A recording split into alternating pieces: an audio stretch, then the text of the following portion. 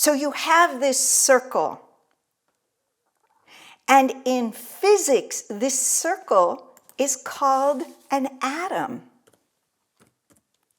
In esoteric language, this circle is God.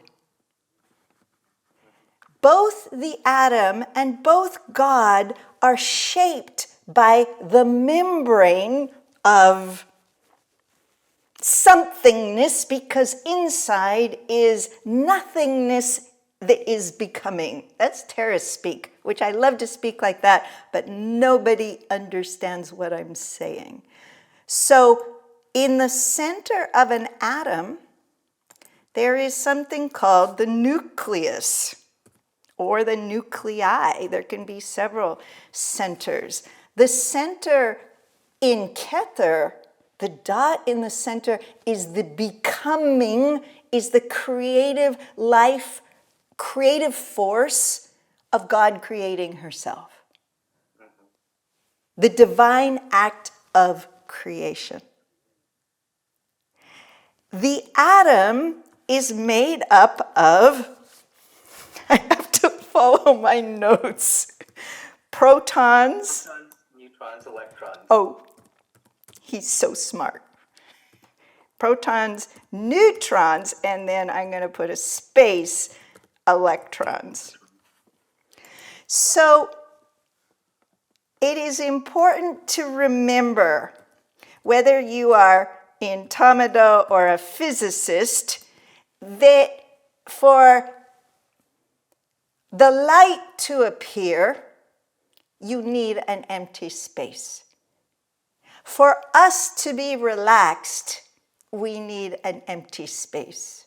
So in Tama-Do, the sound, the color, the movement, we are creating an empty space in our physical body, in our chakras, in our aura, so that the life isn't compressing down on us and we become stuck.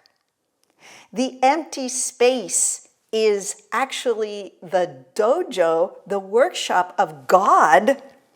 She is always creating emptiness in herself so that that nucleus, and inside of the nucleus is where the protons and the neutrons live. The protons and the neutrons are what create mass. Our physicality only feels dense because the protons and the neutrons make the sense of density, but they are so finite, they are so itty-bitty, they are actually inside of the nucleus of an atom. So the analogy is that if you get rid of, let me get this right, if you get rid of all the empty space in our bodies, inside our atoms, you can put us in a grain of sand. It's actually smaller than a teaspoon. The entire humanity, if you get rid of all the empty space, because it's 99.999% of each atom is just empty space. If you get rid of all of that, you can put all of humanity in a cube of sugar. I find this exciting because what's in that empty space? And why can't we just walk through walls if we are just emptiness? And the answer lies in electrons. Electrons buzz around like crazy spinning wheels, millions of them inside of an atom, outside of the nuclei. They create the shape, but they are shapeless and they have no substance. It's energy. It's a vibration. So Tama-Do, with the sound, with the color, the movement, what are we doing? We are activating the electrons with good chi. Good chi creates light inside of each atom. We fill ourselves with light, with the sound, the color, the movement, with meditation, with prayer, with good thoughts, good feelings, with love. We can be bodies, beings of light, if the electrons are spinning positively. If the electrons run out of juice, the whole organism falls apart and we die. We become nothing. The electrons in esoteric terms are called the ishim in the Sephardic tree. I have been using this terminology for years because of my research in the Sephardic tree and what I know about Malchut. So each of the orbs of the Sephardic tree have a choir of angels that watch over, that shape, that protect, however you want to say it, that level of consciousness. And on Earth, Mother Earth, we have the choir of the Ashim. And the Ashim are fiery spirits that spin divine light. They're electrons. And I never put that together. I'm always in shamanic saying, rise up, your fiery spirits within, in order to be able to channel Archangel Michael. You have to rise up to meet the Archangel. You have to spin, and I'm often telling you guys, spin your chakra, spin your attitude, get yourself up above the lower astral trauma drama. Not out of your body, but just everything activated. I use the word activate the God within. The God within is the spark of light, because that is the God within. We have a piece of the God, a spark of the God, and that spark is made up of 1,000,000 Ashim. 1,000,000 little sparks that are so happy if you activate them. Think happy thoughts, do happy things, follow your mission, follow your bliss, however you want to say it. It becomes the act of rising energies. I'll always go back to you, Anissa. You said, I want to rise the consciousness of my community, not with the brain. We want to rise the consciousness with the energetic, twirling, zipping aroundness of the electrons, the Ashim. I find it profoundly inspiring because I am the universe, and inside of me are buzzing electrons like galaxies and stars. Sparks, sparkles, fireworks. And I'm a fiery being anyway. And as soon as I have this imagery, I just start to, I'm in my power. I'm in my supernova excitement, which is where we want to live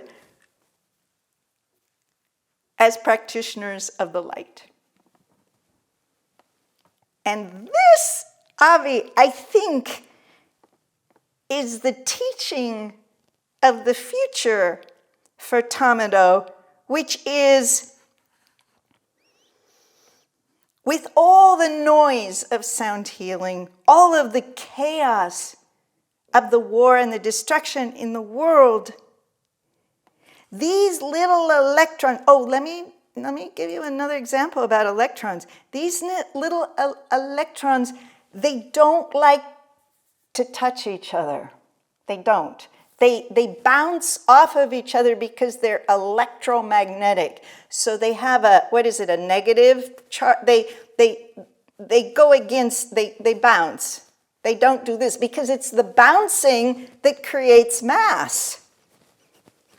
You understand? If it was like this, we would be shrunk. But it's like somebody is inside of us fluffing. I've always called it fluffing. You fluff the duvet. What are you doing? You're fluffing the feathers to give more loft, to give more space so that there's more substance. Think about it. You take a feather bed. You probably don't have feather beds in Grenada and Bali. In the northern countries, we get cold. And so you take those feathers of the duck or the goose or whatever, fluffy, and they get matted. They get dense, and they no longer keep you warm. So you have to fluff the bed. You have to shake it and make it fluffy so that the space creates the warmth. Density doesn't create warmth. It's the emptiness that creates warmth. So in Tama-Do, I'm always saying in level 1, the sound, the color, the movement, come to my table and I will fluff you. Meaning, let me lift you up. Let me lift your chakras. Let me lift your aura. Let me lift your organs, the pulses.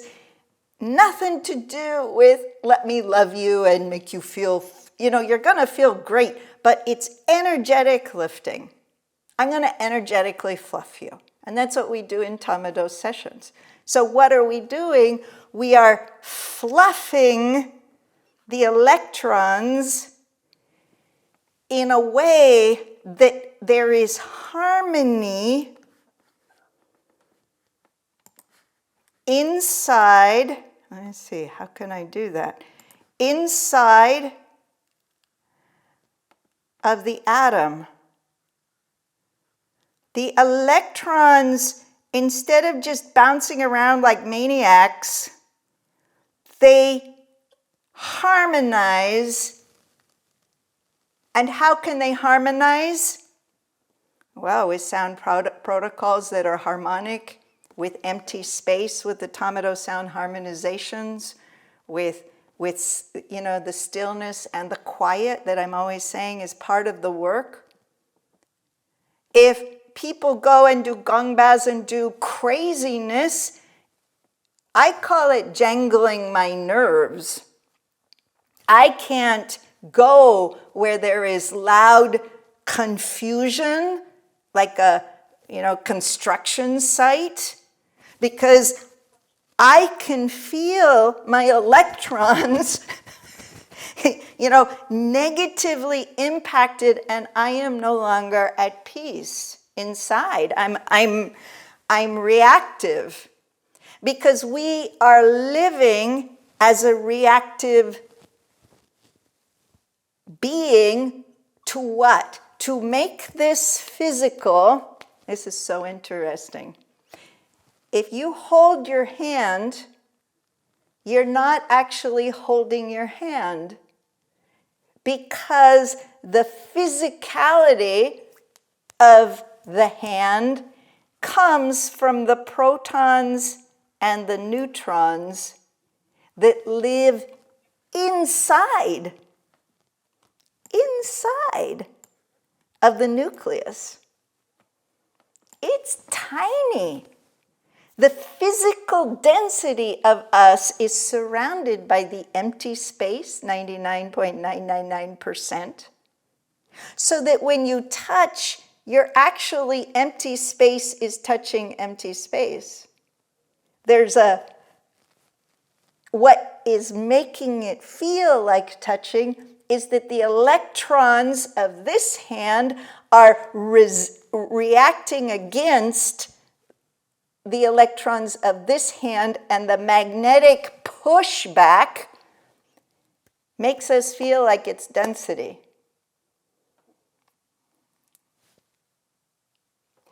When you take my beautiful pen light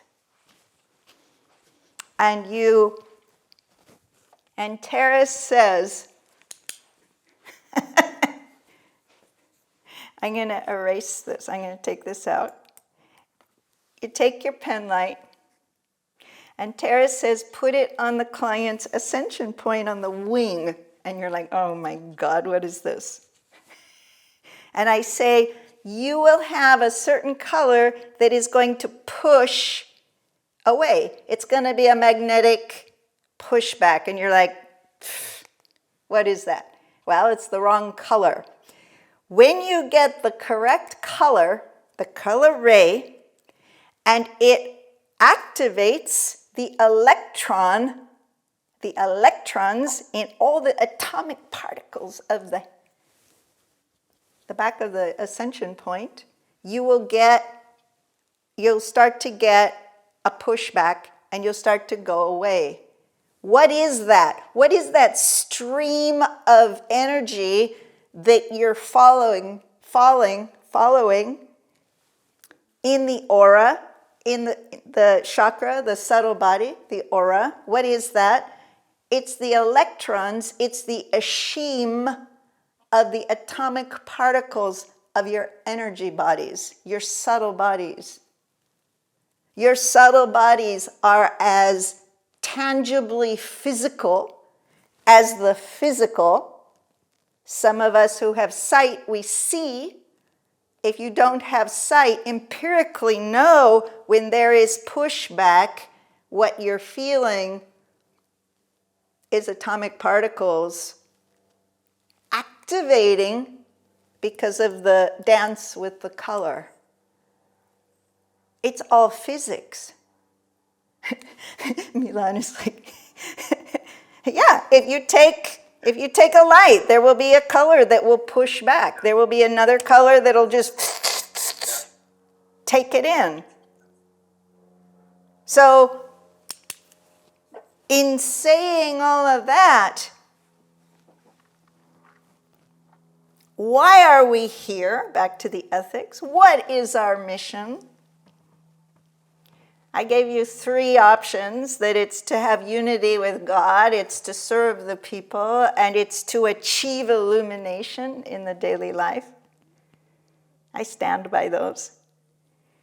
I have one more image for you that is so yummy.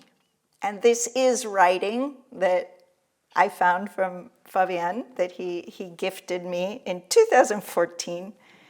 And it's a channeling that he did called the 2 Pillars of Solomon. And it's a channeling with himself. He did a threesome, Mikhail Ivanov and Sensei Oishiba, who's the master of Aikido. And the 3 of them are discussing the Garden of Eden and the 2 trees. So the story goes that we all know of the Garden of Eden. Well, this is a writing, a channeling that is saying the Garden of Eden is actually the luminous light body of our planet Earth. It's heaven, but it is that outer circle of the empty space, the membrane of a big atom called Mother Earth. So in the Sephirotic tree, there are 7 earths. We are not the worst, and we are not the most luminous. In the old days of the story of paradise, the Garden of Eden, we were at a higher level of vibration of consciousness. And in paradise, there was the tree of life, which was not a tree at all. It was light. It was a tree of light. And all of the inhabitants who are the children of God, God puts his children into this beautiful place called heaven, paradise, the luminous light body of the earth. And they can eat from the tree of life, which is called the tree of light. So they partake of eating of light. Why? Because it feeds their esteem. It feeds the light inside of them, so they start spinning light, which keeps them like hummingbirds vibrating at a higher light than what we can do today in the daily life. They were elevated light beings, luminous beings of light. In the garden, there is another tree that is the tree of knowledge, the tree of the knowledge of the good and the not so good. Light, dark. Lightness, density. Let's call it lightness, density.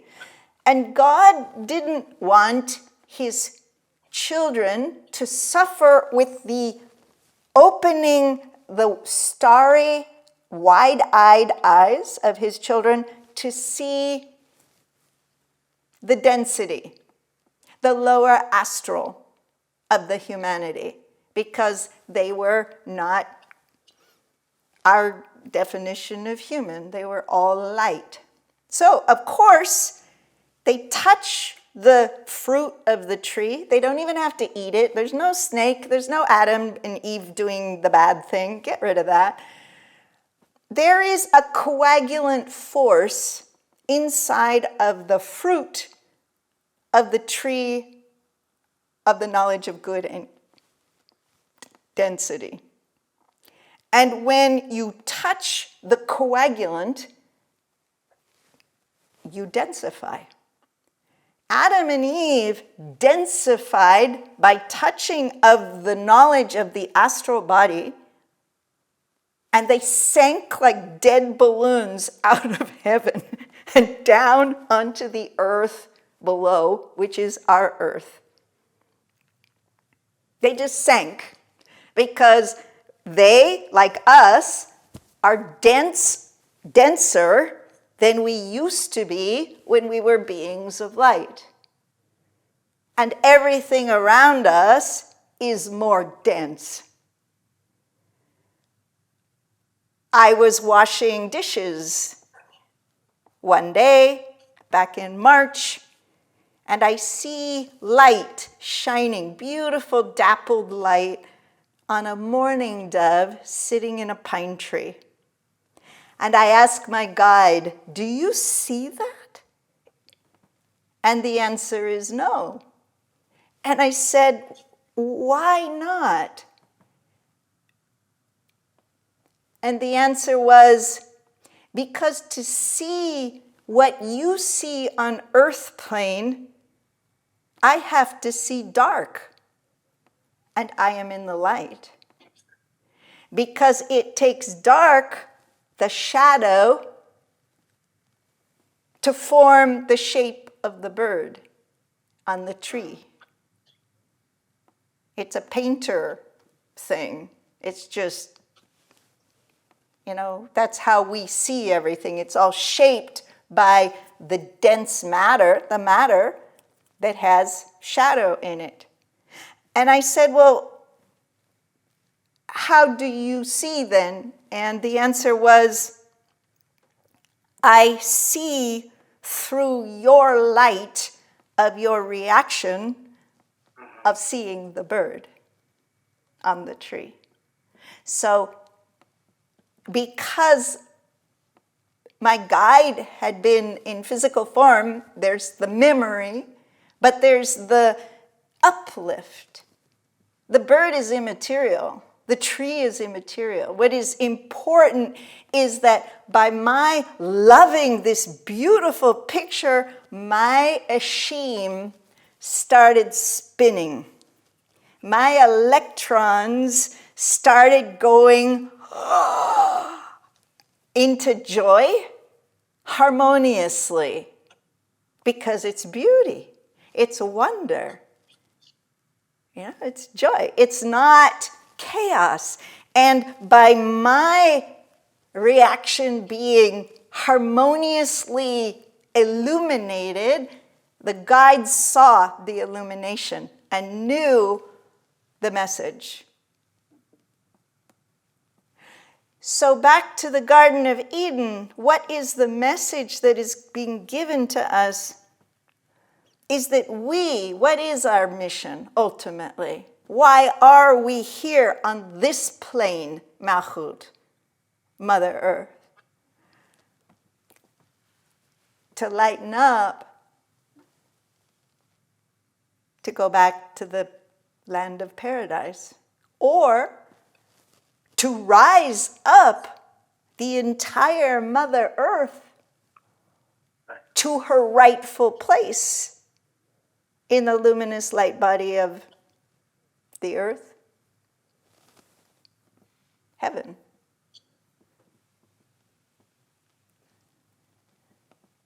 So yes, we're here to be united inside and out with God. We're here to help the people, but why? Why serve the people? It's beyond helping someone because they need help and we feel connection. It is because if we all rise up together, we can take this spaceship and put her back on the ceiling where she belongs. And we will once again have achieved illumination. And by achieving illumination, all of us can become luminous light beings.